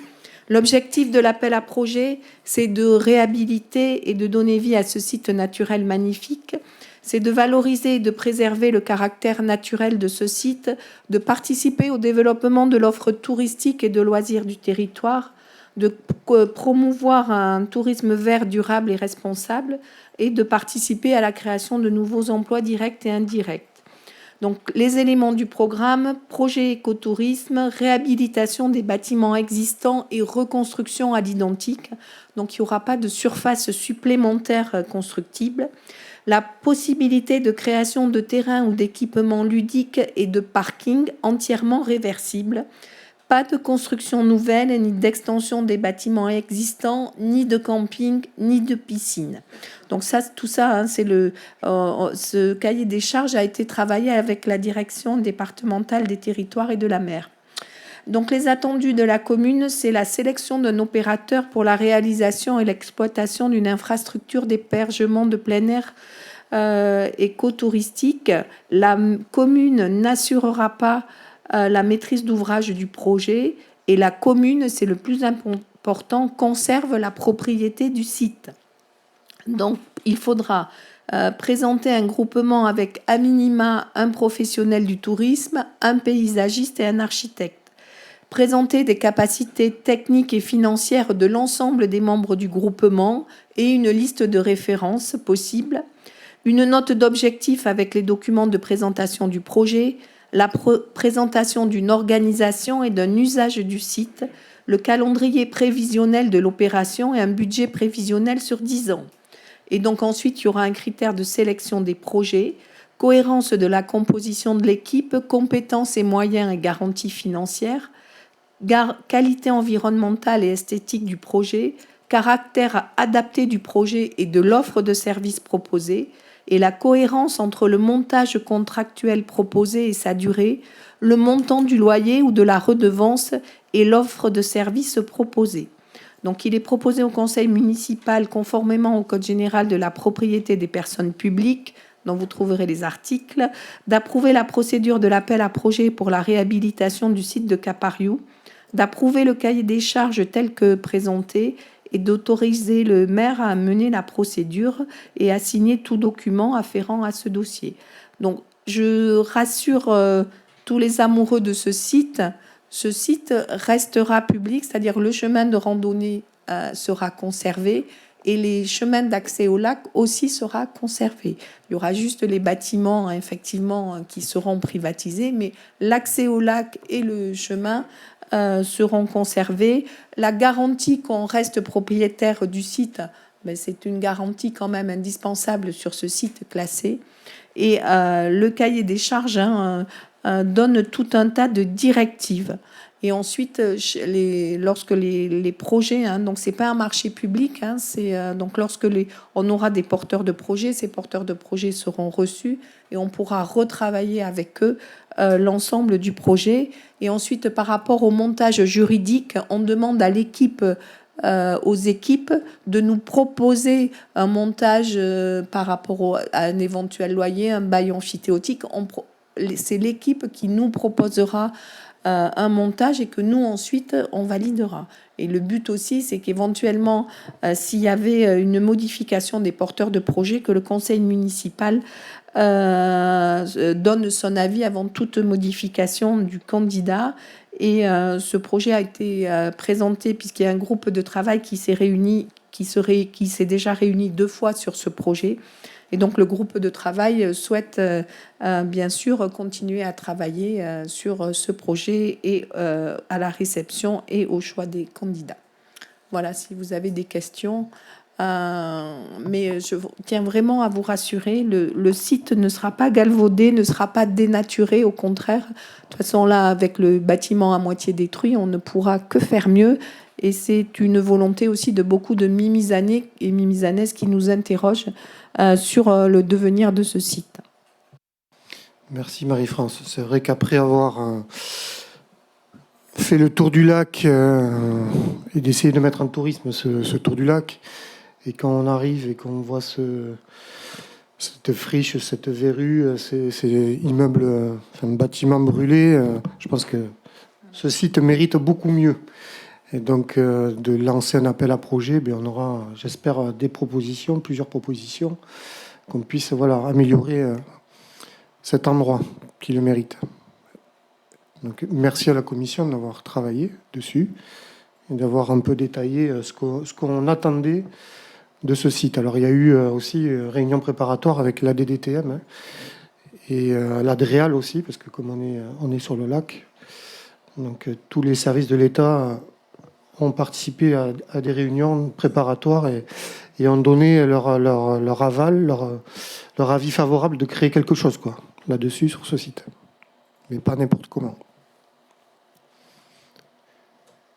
Est-ce qu'il y a des questions? Oui, David. En gros, c'est juste dire que la DDTM et l'ADREAL, en gros, c'est eux qui constituent le cahier des charges, quoi. Et la réglementation, elle est sortie d'eux et on a pu constater que c'est vraiment très, très cadré et bordé et ça tombe bien, c'est tout à fait ce que l'on souhaitait. En tout cas, ils ont validé qu'on pouvait faire quelque chose en respectant un cahier des charges et de ne pas laisser, ils ont le même point de vue que nous, de ne pas laisser cette friche. Et que ce ne soit pas un camping aussi sur cet endroit-là. Donc il y a notamment des dalles d'anciennes tentes qui ne pourront pas être réutilisées. Donc il y aura toutes ces dalles en béton qui seront détruites. Donc il y aura aussi une renaturation du site. Et la reconstruction devra se faire sur, ça je ne l'ai pas dit tout à l'heure, mais sur le seul bâtiment qui est à peu près en état, la longère en bois, et la reconstruction du bâtiment calciné devra s'inspirer de ce bâtiment-là, et de l'autre côté, le toit 4 pans devra être conservé. Voilà, donc il n'y aura pas non plus de révolution urbaine, ce sera une rénovation dans l'esprit du site. Questions, interventions? Non. Donc, je vous propose de passer au vote. Donc, qui est pour cette procédure d'appel à projet et valider le cahier des charges? Merci. Vote à l'unanimité. Bon coup, c'est dur. L'unanimité, voilà. Point 11, projet sur le paddle. Annabelle? Engagé dans une politique sportive visant à favoriser les sports modernes et attractifs, la commune propose de mettre à la disposition de l'association Tennis Club de Mimizan, située 5 avenue de l'Eslurgue, un cours de tennis d'une superficie de 480 m² pour une durée de 18 ans, aux fins de construction de 2 paddles. En effet, cette association a sollicité la commune afin de diversifier son activité et optimiser l'utilisation d'un cours de tennis en terre battue. Par ailleurs, l'association est lauréate du budget participatif citoyen des Landes dans le cadre d'un projet jeune pour un montant de 15 000 €. Cet équipement permettra de renforcer le caractère attractif du complexe tennistique par l'intégration d'un équipement nouveau contribuant à l'intérêt général. Afin de réaliser ces 2 paddles sur le site du complexe tennistique, il est proposé au conseil municipal de délibérer sur les points suivants. La conclusion avec l'association Tennis Club de Mimizan d'un bail administratif amphithéotique pour la construction et la gestion de ces équipements. Les principales clauses de ce BEA figurent dans le document joint en annexe et seront reprises dans un acte notarié. Ces clauses portent essentiellement sur un BEA d'une durée de 18 ans après la fin des travaux, la construction de 2 terrains de paddle sur un court de tennis. L'association est porteur du projet et maître d'ouvrage de l'opération. Elle en financera la construction, en assurera l'exploitation, l'entretien et la gestion pendant toute la durée du bail. Des créneaux seront réservés pour le service municipal des sports de la commune de Mimizan, selon un calendrier qui sera établi annuellement en concertation avec le Tennis club gestionnaire des 2 terrains de paddle. Ce bail ne pourra être résilié pendant toute la durée du remboursement des prêts contractés pour la réalisation des travaux. À la date d'expiration, l'ensemble des aménagements, améliorations ou acquisitions apportées à l'ouvrage ou au terrain, de quelque nature que ce soit, deviendront de plein droit et sans indemnité pour l'association la pleine propriété de la commune. Le bail est consenti et accepté à l'euro symbolique. Pour rappel, le BEA permet à une collectivité territoriale propriétaire d'un bien immobilier de le louer à un tiers qui pourra construire un ouvrage sur le domaine public, notamment pour la réalisation d'une opération d'intérêt général relevant de sa compétence. L'autorisation donnée au maire de passer un avenant numéro 1 à la convention du 19 juillet 1996 signée entre la commune de Mimizan et le tennis club de Mimizan afin de rajouter les conditions d'utilisation et d'animation de ces équipements avec notamment la possibilité pour le service municipal des sports de les utiliser dans des créneaux prédéterminés et en concertation avec l'association. Il vous est proposé d'approuver les principes contenus dans le bail amphithéotique administratif, d'autoriser monsieur le maire de la commune de Mimizan à signer le bail amphithéotique administratif avec l'association Tennis Club de Mimizan pour la construction et la réalisation de 2 terrains de paddle dans le complexe tennistique de Mimizan et toute pièce y afférente, d'autoriser monsieur le maire à passer un avenant numéro 1 à la convention du 19 juillet 1996 entre la commune de Mimizan et l'association du tennis club de Mimizan pour préciser les conditions d'utilisation et d'animation des 2 terrains de paddle. Merci. Donc, est-ce qu'il y a des questions par rapport à ce bail amphithéotique consenti au tennis club pour réaliser le paddle? Non? Oui, Xavier?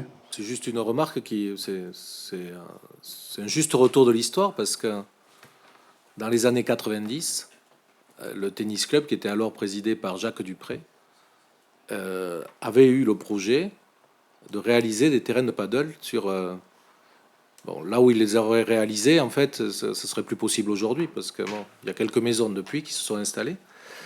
Mais il y avait eu, d'ailleurs, le terrain avait été préparé et je sais pas, là, je serais pas capable de vous dire les raisons pour lesquelles ça n'avait pas pu se faire. Hein. Mais déjà, parce que c'est vrai que le paddle ne connaissait peut-être pas le succès qu'il connaît aujourd'hui. Mais vous voyez, ça fait presque 30 ans après que ça revient sur le territoire de Mimizan. C'est bien.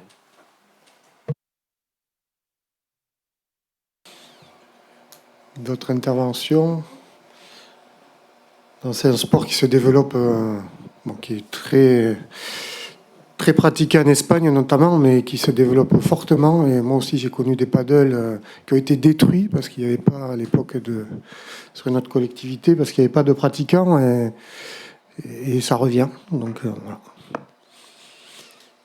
Donc, s'il n'y a pas d'autres interventions, je propose de passer au vote. Donc, qui est pour ce montage? Voilà, très bien. On vote à l'unanimité. Et donc, on va passer au dernier point, le point 12. Donc, c'est le rapport d'activité du CCAS. Donc, je donne la parole à Thierry Collet. Merci. Donc, juste, je vais commencer par remercier les personnels du CCAS qui ont préparé ce rapport d'activité. Donc je ne vais pas vous le présenter dans le détail, vous l'avez eu, je vais relever certains points. Et d'autant plus je vais les remercier parce que c'est vrai que sur l'année 2021, il y a eu pas mal de changements au CCAS, avec le départ du directeur, l'arrivée d'une nouvelle directrice. Voilà, il y a eu quand même quelques mouvements de personnel. Juste au préalable, je vais vous rappeler les actions d'un CCAS. Donc en termes d'action générale de prévention et de développement social, un CCAS distribue l'aide facultative communale en liaison avec les travailleurs sociaux afin de venir en aide aux personnes démunies ou en grande précarité. Il participe à l'instruction des demandes d'aide sociale. Il informe et guide les habitants en situation de fragilité et instruit les demandes d'aide. Cela participe à la lutte contre le non-recours aux aides sociales. Participe au dispositif d'insertion sociale et professionnelle. Le dispositif d'insertion vers et dans l'emploi assure l'accompagnement médico-social des personnes pour soutenir leur insertion sociale et professionnelle dans différents domaines que sont l'autonomie, la vie sociale, la santé, le logement, la mobilité et le soutien et le maintien dans l'emploi et la formation. Et enfin, à la possibilité, et sur Mimizan, gère un établissement médico-social qui est l'EHPAD Le Champ des Pins. L'EHPAD est un établissement d'hébergement pour personnes âgées dépendantes. C'est une résidence collective où ses occupants sont locataires de leur chambre. Pour la première partie, je vais vous donner quelques éléments sur son financement, sans revenir, on a longuement parlé lors du budget des difficultés du CCAS, mais le CCAS dispose d'un budget autonome financé par le budget de la commune. Ce budget comprenant un budget principal et un budget annexe de l'EHPAD se monte à près de 9 millions d'euros. 1,2 million pour le CCAS et 7 600 000 euros pour l'EHPAD Le Champ des Pins.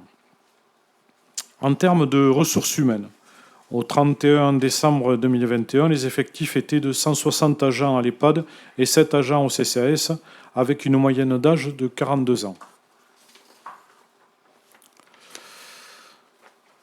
Pour la partie activité, donc sur la partie santé, le CCAS a participé à l'accompagnement des seniors dans la prise de rendez-vous pour la vaccination par la mise en place d'une équipe phoning en relation avec la maison de santé.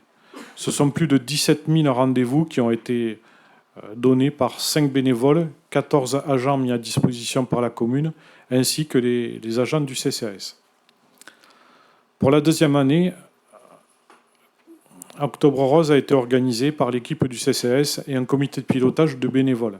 Cette manifestation a été au profit de la Ligue contre le cancer. L'édition 2022 est en cours d'organisation. Pour la partie action sociale, différentes commissions se tiennent chaque semaine. Commission permanente qui attribue les différentes aides facultatives ou domiciliation.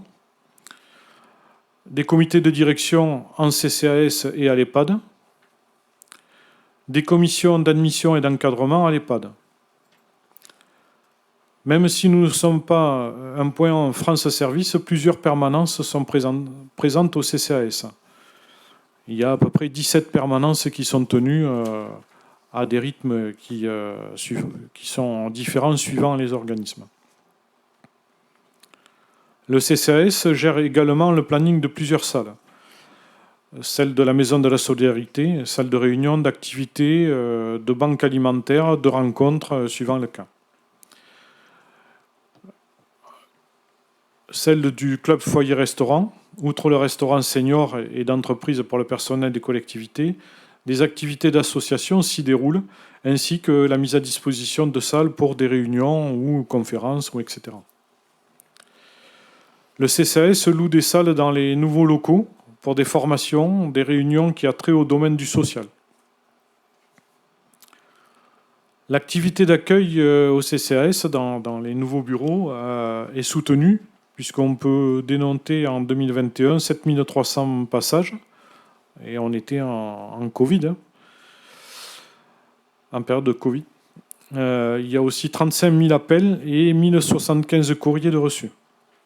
C'est pour vous donner à peu près la quantité d'activités.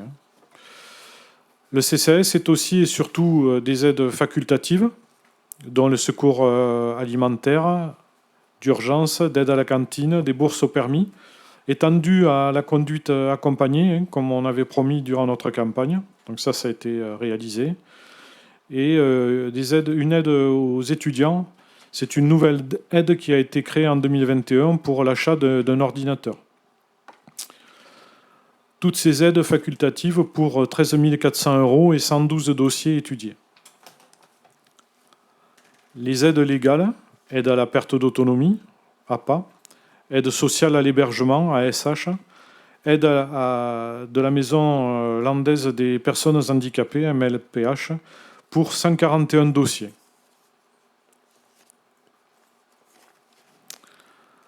L'aide alimentaire, donc durant les commissions permanentes chaque semaine, sont étudiés des dossiers pour la banque alimentaire gérée par le CIAS. On a été aussi le relais de l'opération Rebond, hein, menée par la région et le département et le secours populaire de Parentis-en-Born. Donc c'est un dossier qui a été suivi et porté par le CCAS et le CIAS en mettant à disposition le parking de la Maison de la Solidarité pour le point de distribution des colis Rebond par le secours populaire. C'est aussi la domiciliation. C'est l'élection de domicile au CCAS afin de permettre aux personnes sans domicile fixe d'avoir une adresse pour des démarches administratives et ainsi accéder à des droits et prestations.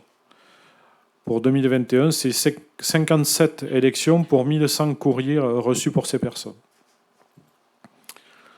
C'est aussi le relais du service télé-alarme, hein, service du département, dont le CCAS assure la gestion des dossiers, réalise les conventionnements et assure le relais entre le service départemental et les bénéficiaires.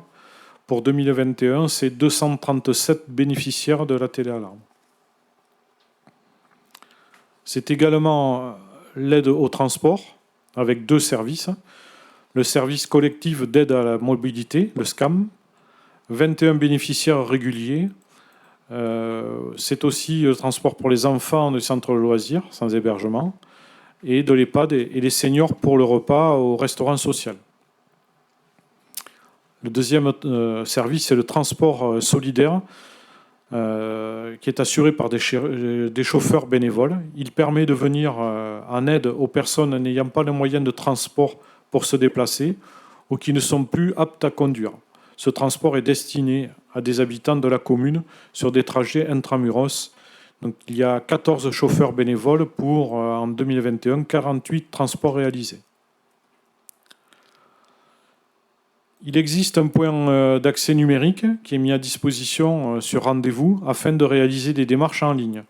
En 2021, 103 rendez-vous ont été pris.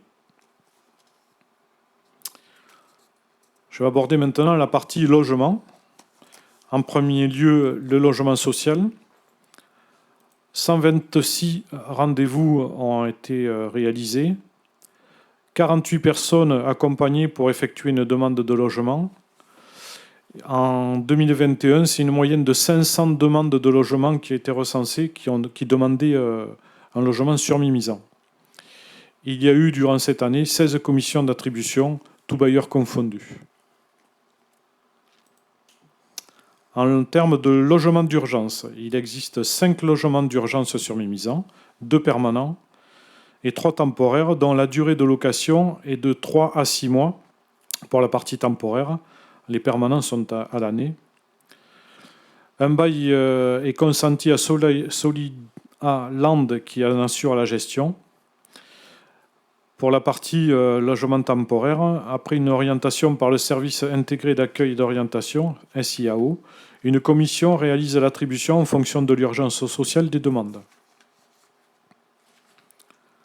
Pour la partie logement d'extrême urgence, un logement d'extrême urgence existe à Mimizan, destiné à des personnes qui ont subi des violences conjugales ou consécutifs à un incendie qui se trouvent sans logement immédiat. Pour la partie logement senior, le CCAS possède 16 logements à destination des seniors dont le revenu ne dépasse pas les 1 200 €. Ces logements sont gérés par Solia, agence immobilière. Il se situe à proximité des bureaux du CCAS et de l'EHPAD. Pour l'activité des personnes vulnérables, les personnes peuvent demander l'inscription au registre des personnes vulnérables. Ce registre est utilisé habituellement dans le cadre du plan canicule ou plan grand froid. En 2021, comme nous l'avons fait en 2020, nous avons continué l'appel à des personnes afin de rompre l'isolement et leur venir en aide si besoin était. Ce sont des personnels de la commune, du CCAS et 7 bénévoles qui réalisent ces appels réguliers. Donc je remercie les bénévoles de participer à cette opération. On sait l'attachement que certaines personnes qui sont appelées régulièrement et le souhaitent.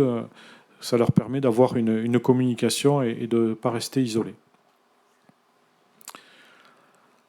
Une autre activité, l'accès à la culture. C'est une nouvelle aide mise en place en 2021 sur proposition de ma collègue Muriel Mas, qui nous a demandé de regarder ce qu'on pouvait faire, et on a favorisé donc à l'accès à la culture du plus grand nombre afin d'assurer une inclusion sociale.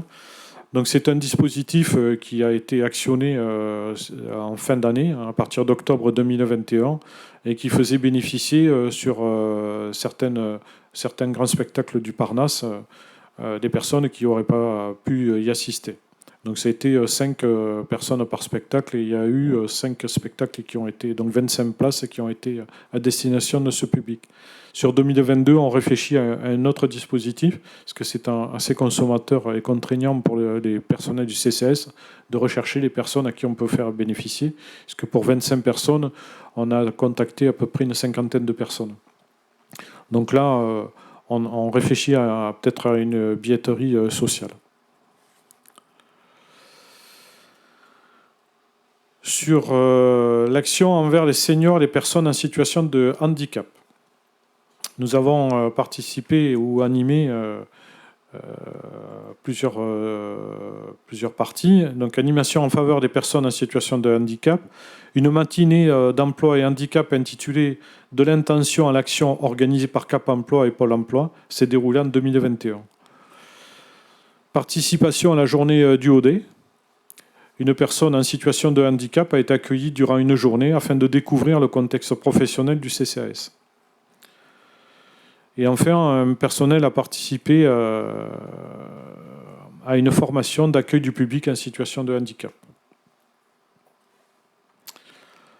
Animation et action de prévention pour les personnes âgées. En collaboration avec l'association Santé, Éducation, Prévention sur les territoires, ASEP, des ateliers ont repris. Ils ont été suspendus par le contexte sanitaire du moment. Ils ont repris à partir de septembre 2021. Nous avons réalisé en 2021 la Semaine Bleue, qui est organisée par le CCS avec un programme complet.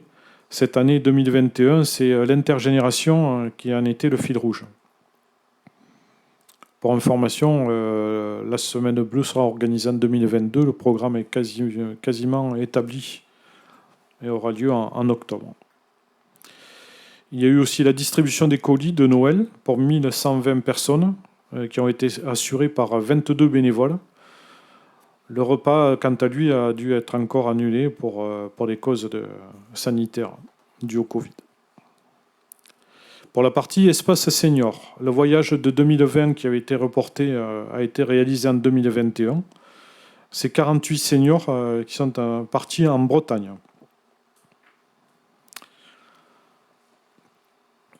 L'hébergement des personnes âgées. Je voudrais ici adresser mes plus vifs remerciements à l'ensemble du personnel de l'EHPAD pour leur travail et leur implication dans le contexte sanitaire de 2021, tout autant qu'il a été en 2020. Leur mobilisation a permis à nos aînés de traverser cette crise du mieux possible, malgré leur isolement des familles, la mise en place de la vaccination, les tests réguliers, les animations et la prise de repas souvent contraintes. Un grand merci donc à ces personnels. Hébergement permanent. La capacité de l'hébergement permanent est de 136 lits, dont 20 en unités protégées. Là, je parle bien entendu sur l'EHPAD. L'ensemble de ces lits est rattaché à l'aide sociale. L'accueil de jour, lui, n'a pas pu être rouvert en 2021. Et ça s'explique par un nombre de lits, un nombre de personnel, mais avec les épisodes de Covid, on a eu une fluctuation et donc on n'a pas pu assurer ces accueils de jour. L'hébergement temporaire. L'EHPAD propose 5 places d'hébergement temporaire. Malheureusement, ce service n'a été ouvert que 2 mois sur 12 pour le même contexte sanitaire. Voici, c'est une présentation rapide de tout le rapport qui vous a été délivré et qui concerne l'année écoulée 2021, bien entendu.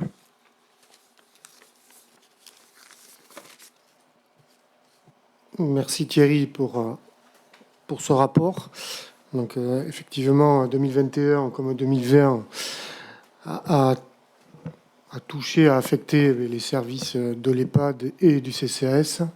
Un grand merci d'une part aux agents, et notamment à l'EHPAD, qui ont fait preuve de résilience, qui avaient une vaccination obligatoire, enfin, tout le contexte qu'il y avait, du Covid dans l'EHPAD, où il a fallu fermer des lits, discuter, avoir des discussions avec les familles, enfin, tout ce que ça peut comporter.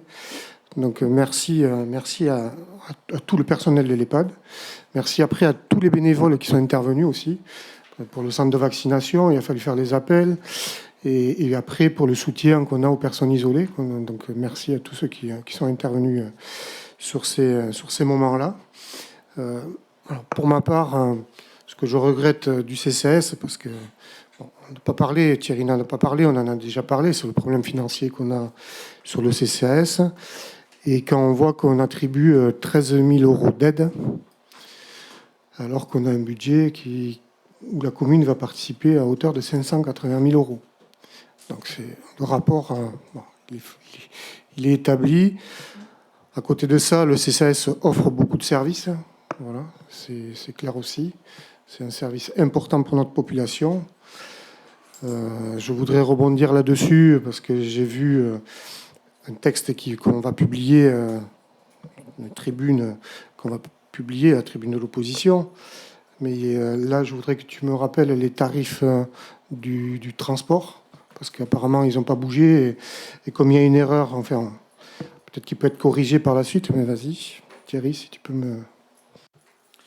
Alors, pour la partie SCAM, c'est 10 € le semestre, donc 20 € à l'année, en fait. Mais l'inscription est possible au semestre. Et après, c'est un transport qui est mis à disposition. Donc, les bénéficiaires appellent le chauffeur. Donc, il y a des points qui sont donnés, mais on peut même sortir de ce circuit. Et pour la partie transport solidaire, c'est 2 € les 4 premiers kilomètres et c'est 30 centimes le kilomètre supplémentaire. C'est des tarifs qui n'ont pas bougé. Donc, une polémique dans ce que vous avez écrit, mais on pourra en reparler. Donc, voilà, tout le travail qui est mené, donc, que je resalue au niveau du CCAS. Et vous avez vu les demandes de logement, plus de 500 demandes de logement avec des gens qui sont vraiment dans le besoin, hein, et qu'on essaye d'accompagner au mieux avec les moyens qu'on a, avec les ressources de logement qu'il peut y avoir. Voilà. C'est pas toujours évident. Voilà. Alors juste, j'en profite sur le logement social. On entend beaucoup de choses circuler dans les rues de Mimizan. Donc les logements sociaux, donc pour une résidence qui a été livrée au mois de mars, 32 logements au domaine de Julie. 60% de ces logements ont été attribués à des gens qui sont sur du territoire de Mimizan. Un de la communauté des communes et les autres des communes proximité de Mimizan, donc Biscarrosse, Parentis, Sainte-Eulalie, Escourse, Luz, Pissos et 2 provenant de Dax. Voilà. Donc on n'a pas vidé d'autres quartiers de grandes villes de Mimizan, du département. C'est vraiment des gens du territoire qui ont bénéficié de ces logements. Pareil sur la deuxième résidence. Là, je n'ai pas les chiffres parce que j'attends le retour du bailleur social qui doit m'envoyer la composition exacte. Parce qu'il y a entre les acceptations et les refus, voilà.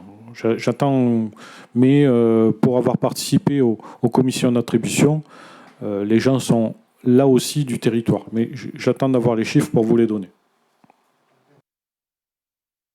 Non, il paraît que c'était le père Watt qui devait débarquer à Mimizan, mais voilà. Et quand bien même le père Watt arriverait sur Mimizan, c'est des gens qui ont besoin d'être logés. On a la chance d'avoir eu 120 logements qui sont arrivés pour aider le territoire à loger les personnes. C'était plutôt important. Et il reste une résidence qui est en cours d'attribution et les commissions se déroulent tous les jeudis jusqu'à fin juin. Merci. Oui, Elodie. Oui, du coup, par rapport au logement, moi, j'avais une question, mais ça en a appelé une autre. Donc, effectivement, c'est le territoire environnant, Biscarrosse, etc. Au-delà de parler des banlieues, des préfectures landaises, même si c'est des communes qui sont un tout petit peu plus éloignées, comment cela se fait-il que, en fait, dans les commissions, ce soit quand même pas, au vu des demandes qu'on a déjà des mimisanés, 100% de mimisanés. Ça, c'est pas du tout une attaque, c'est une réflexion suite à ce que vous venez de dire. Et ma deuxième question, c'est un chiffre qui m'a interpellée dans la présentation. 55 élections de domicile. Élections de domicile, vous avez dit tout à l'heure. Ça veut dire qu'il y a 57 personnes du territoire qui sont sans domicile fixe, ou c'est des personnes qui peuvent venir de tout le département qui demandent à avoir la boîte aux lettres au CCAS? Alors je vais répondre d'abord sur la domiciliation. Donc la domiciliation, il y a des critères pour obtenir la domiciliation. Il faut que ça soit en lien avec Mimizan ou de l'activité sur Mimizan. Donc effectivement, les personnes qui sont domiciliées au CCAS sont des personnes qui n'ont pas de domicile fixe et qui sont en lien avec le territoire de Mimizan. Soit qui ont une activité salariée et qui arrivent d'ailleurs, mais qui ont une activité salariée, soit qui habitent, qui sont originaires du territoire de Mimizan et qui, jusqu'à présent, dormaient dans leur voiture ou dorment encore dans leur voiture. Donc oui, voilà. On fait attention à ce que ça ne soit, qu'on ne sorte pas de ces critères-là. Pour la partie logement, donc je crois que dans le magazine, précédemment, on a exposé dans un article comment se faisaient les attributions. Donc il faut savoir que les bailleurs sociaux sont tenus de prendre 25%, de désigner 25% de leur logement pour une réserve préfectorale. Donc il y a des gens prioritaires qui vont dans ces logements-là. Et donc là, il peut arriver des gens qui arrivent d'autres territoires. Ça explique certains mouvements. Ensuite, ce qui est fait par... ce qu'on propose comme dossier, bien sûr, on donne priorité aux gens du territoire de Mimizan et de la communauté des communes. Maintenant, après, le bailleur social étudie le dossier des personnes et il se trouve que certaines fois, le dossier est recalé par le bailleur social parce que il est soit incomplet, soit il y a quelques soucis financiers sur le dossier. Voilà. Donc c'est ça qui explique que tous les Mimizanais ne peuvent pas avoir accès à ces résidences-là. Donc on accompagne, bien sûr, il y a un travail social d'accompagnement qui est réalisé pour essayer de passer ce cap-là et leur faire obtenir un dossier qui soit acceptable par les bailleurs sociaux. Sachant que les bailleurs sociaux qui sont arrivés sur fin 2021-2022 sur les 3 résidences sont 3 nouveaux bailleurs sociaux avec qui il a fallu construire la démarche d'attribution. Donc, pour l'instant, ils ont consenti qu'on puisse travailler les dossiers avec eux, donc ce qui explique un taux de réussite pour le territoire qui est plutôt bien. Autrement, les 2 autres bailleurs sociaux qui existent antérieurement sur Mimizan, c'est XL Habitat, donc avec pas mal de logements, avec qui il y a un travail de proximité sur les dossiers. Et le caractère social est quand même mis en avant par XL Habitat. Et le deuxième bailleur social, c'est Aquitanis, donc qui est de Bordeaux, qui a peu de logements, mais quelques-uns quand même sur Mimizan, où là, on rentre dans les mêmes affectations ou attributions de logements que des bailleurs qui arrivent de l'extérieur. Oui, Xavier. Oui. Pour que vous ayez des ordres de grandeur, aujourd'hui, en moyenne, les personnes qui sont accueillies dans les logements sociaux, ils ont des revenus qui sont 60% inférieurs au plafond. Donc ça veut dire que c'est des gens qui sont en grande situation de pauvreté et à un moment donné, il faut aussi que les bailleurs sociaux sont obligés d'assurer, et je pense qu'aussi pour la vie de la cité, il faut assurer la mixité sociale la plus importante possible. C'est-à-dire qu'il faut avoir des opérations où on équilibre à la fois des personnes dans une situation très complexe et d'autres personnes qui ont une activité et qui ont besoin aussi d'un logement, parce qu'aujourd'hui, et là, l'augmentation des taux d'intérêt va exclure de plus en plus de personnes pour l'accession à la propriété. On a donc une augmentation très significative sur l'ensemble du département des Landes. On en est rendu aujourd'hui à peu près à 9000 demandes de logements sociaux, sachant que le parc de logements sociaux sur le département des Landes, il est de un peu plus de 15 000, et donc 12 000 sont gérés par XL Habitat, et qu'on en construit à peu près 500 par an de plus. Et que, compte tenu de la croissance de la population, et surtout de croissance de la demande, et quand tout à l'heure on évoquait la problématique des territoires zéro chômeur, c'est la situation sociale sur des territoires comme le nôtre est de plus en plus préoccupante, et la demande est de plus en plus importante. Et les bailleurs sociaux, dans les commissions d'attribution, de toute façon, ont un cadre qui leur est donné par l'État, et je veux dire, auquel ils ne peuvent pas déroger. Je veux dire que les attributions, c'est pas la tête du client. C'est les attributions, elles respectent le droit avant tout. Et ce qui est le plus paradoxal, et ça fait maintenant un certain nombre d'années que je m'occupe de ce secteur-là, ce qui est le plus embêtant, enfin pour ma part, je vous le dis sincèrement, c'est que on va faire une commission d'attribution où il va y avoir une vingtaine de logements qui vont être attribués. Et bien sûr, il y a des priorités parce qu'il faut que l'on présente 3 personnes par logement, c'est-à-dire la priorité 1, la priorité 2, la priorité 3. Mais je peux vous assurer qu'il y a une attribution sur 2 où la priorité 1 refuse le logement. Donc, c'est là où c'est souvent, et bon, Thierry, moi, et plein d'autres avant, ils reçoivent des personnes qui sont en demande, et on est surpris que ces mêmes personnes, après, refusent les logements. Donc il y a aussi, il faut faire attention, on est confronté quand même aussi à ces difficultés-là. Parce qu'il faut, c'est toujours, tout est très urgent, on a l'impression que tout le monde va plus avoir de logement le lendemain. Et quand on leur propose, il y a cette difficulté-là. Mais pour que vous soyez rassurés, c'est sur la rigueur qui est utilisée. Et surtout, on est très attaché à ce que toutes les communes soient associées au choix. C'est-à-dire que les communes ayant une connaissance particulière viennent aux commissions d'attribution, font leurs propositions, et après, on voit si ça correspond. En général, c'est rare que les communes repartent sans que leur dossier soit retenu. Mais enfin, ça peut arriver si les dossiers ne sont pas complets. Mais c'est quand même ça qui prime, et pour qu'il y ait une adéquation entre la demande locale et les attributions. Après, qu'est-ce que c'est que la réserve préfectorale? Alors, la réserve préfectorale, elle représente 25%.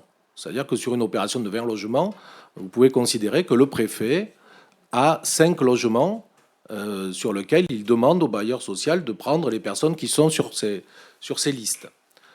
Alors c'est l'application de ce qu'on appelle la loi Dallot, qui avait été adoptée sous la présidence Jacques Chirac.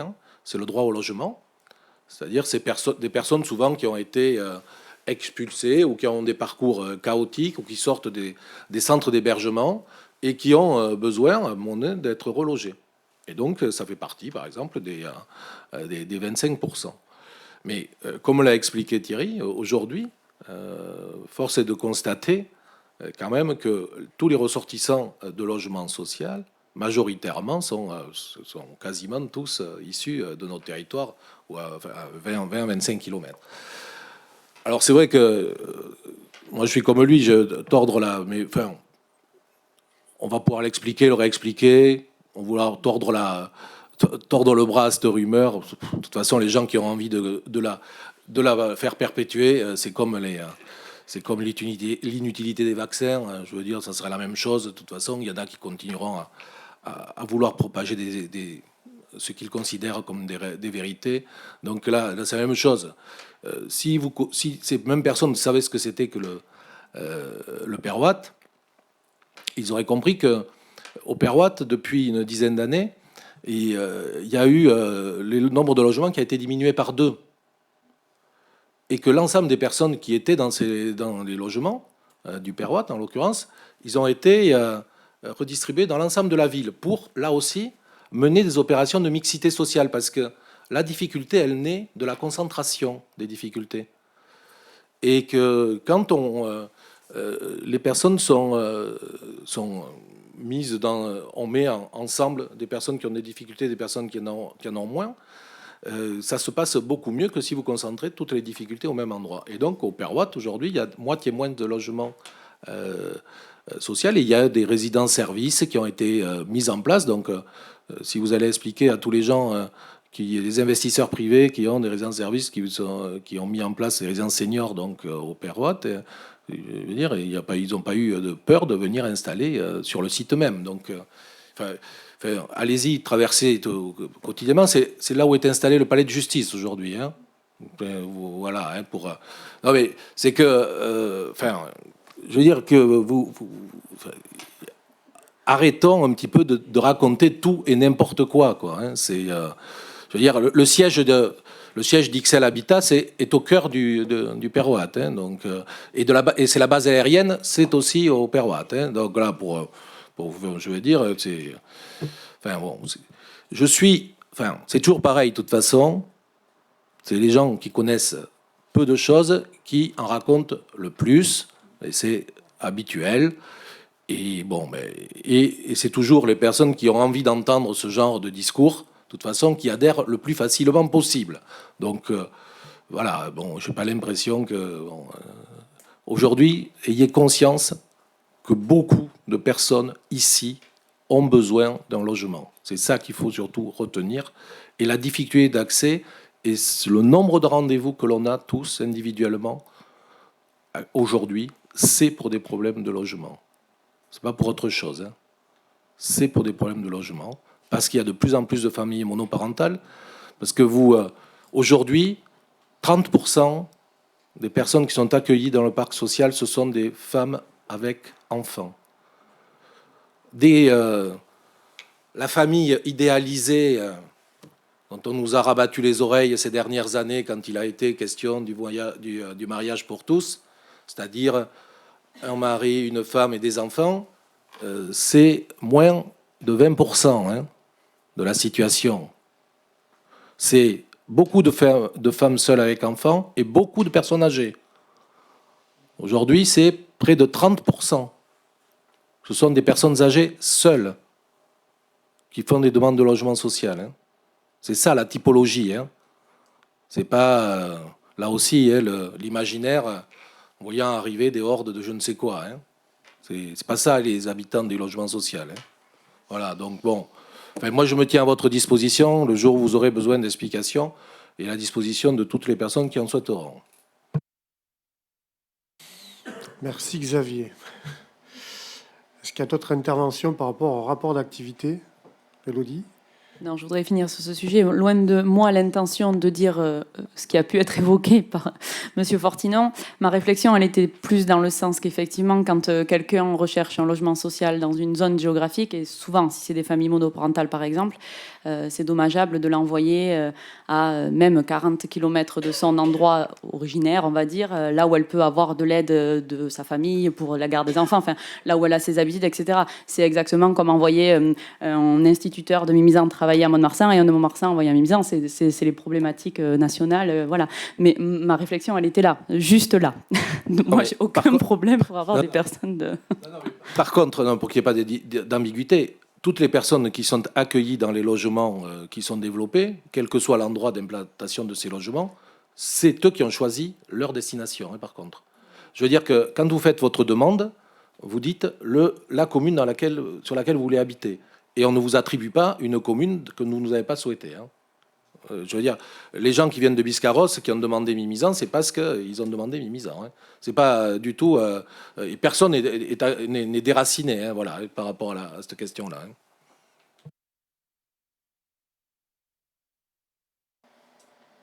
Autre intervention? Non? Bon, merci pour ces échanges et ce conseil municipal. Donc, l'ordre du jour étant épuisé, on peut terminer la séance. Merci.